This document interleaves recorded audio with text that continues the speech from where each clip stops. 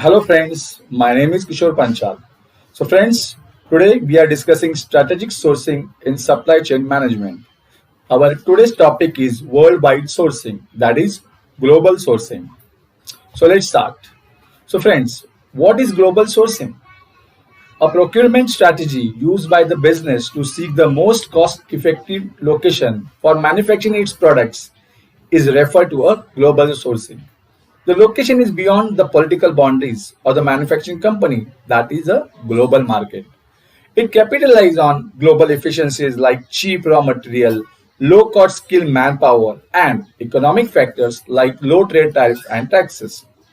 If a shoe manufacturing company in the USA finds that the low wages of employees in a developing economy lead to cheap manufacturing and delivery, it might opt for a foreign manufacturer. Some examples of global sourcing are shoe manufacturing in China and call center in Philippines.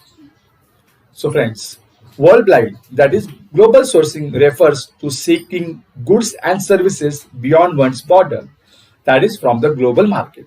It is a procurement strategy in which companies try to find the most cost efficient places globally for manufacturing goods.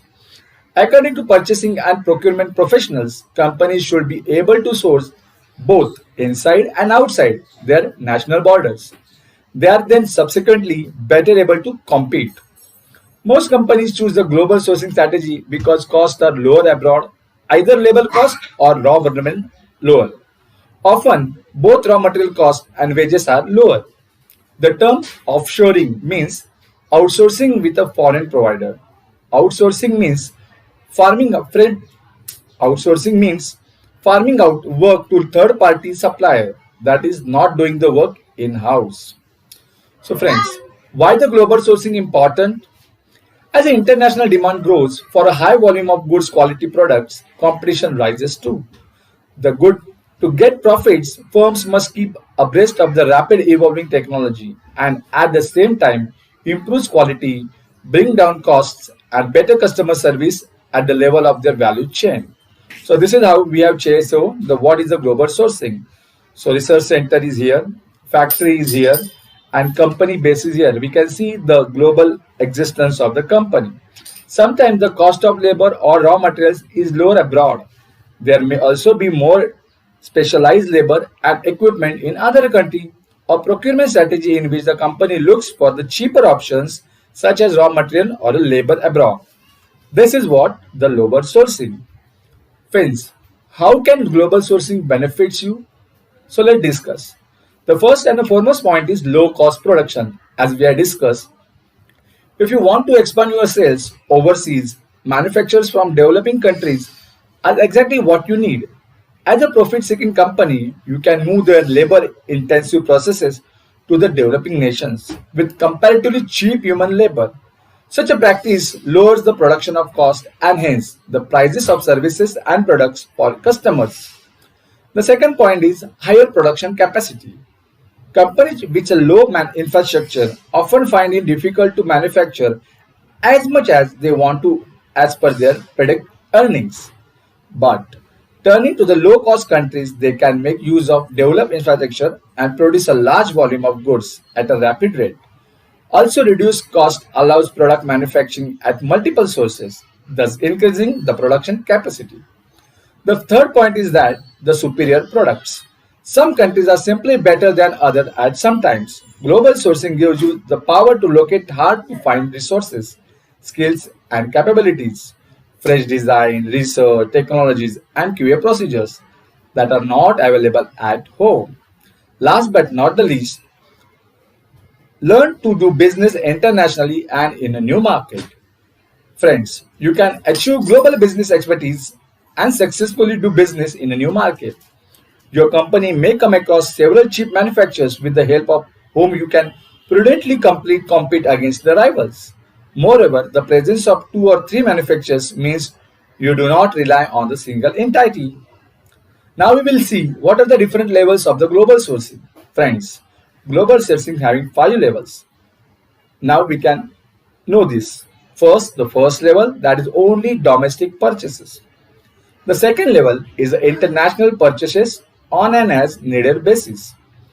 Third level is transform sourcing strategies to incorporate global sourcing. Fourth level is purchasing is centrally oriented across global locations. Now the fifth level, integrate and coordinate with the functional groups from all over the world. So friends, global sourcing pros and cons are very easy to understand. First, seeking a global sourcing strategy has many benefits. However, as it in case with most business strategies, there are also disadvantages. First, we will see the pros. Friends, you can learn how to succeed in a new market with the global sourcing. Your company may find new business contacts and maybe even new customers abroad. Yes, if you find a new and cheaper supplier, you can compete against rivals more effectively. Finding new supplier means you become less reliant on just one or two. Last but not the least, you may be better able to increase your company's technical capabilities by doing business abroad. There might also be an opportunity to increase manufacturing capacity. So these were the pros of the global sourcing. Now we will see the cons. Friends, hidden costs related to the time and efforts employees spend learning about different countries are higher. For young companies, especially, these hidden costs may be high. Secondly, your company runs a risk of having legal problems abroad. Doing business abroad may also come with the financial and political risk. In the emerging economies, especially, the risk tends to be higher.